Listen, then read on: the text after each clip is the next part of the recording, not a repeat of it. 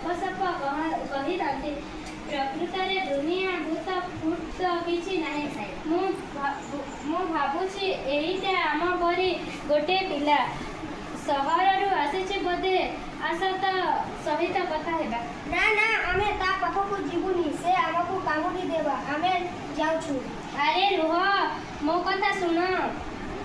ନାଇଁ ରୂପା ନାନୀ, ଆମକୁ ଛାଡ଼। ହେଇ ସେ ଆମକୁ କଟମଟ କରି ଦେଖୁଛି। ଏଇଟା ନିଶ୍ଚିତ ଭୂତ। ଲୁହ ପଲେଇ ଯାଅ ନା, ମୋ ପାଖକୁ ଆସ, ନଚେତ୍ ତୁମକୁ ଦଣ୍ଡ ଦିଆଯିବ। ଏ ବୋଉଲ, ଏ ଭୂତ କ'ଣ ଧମକାଇଲାଣି? ଏଇଟା ସହରୀ ଭୂତ। ମୋ ଆଈ କହୁଥିଲେ ଗାଉଁଲି ଭୂତଠୁ ସହରୀ ଭୂତ ବେଶୀ ଭୟଙ୍କର। ଆମେ ଏଇନେ କ'ଣ କରିବା ଲୋ ବୋଉ? ବୋଉଲ, ଏ ଭୂତଟା କ'ଣ ହସିଲାଣି? ଚୁପ୍!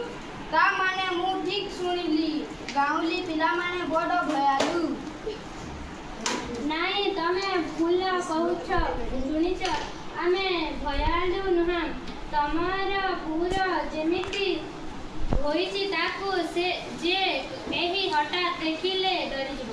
ତା ମାନେ ତମେ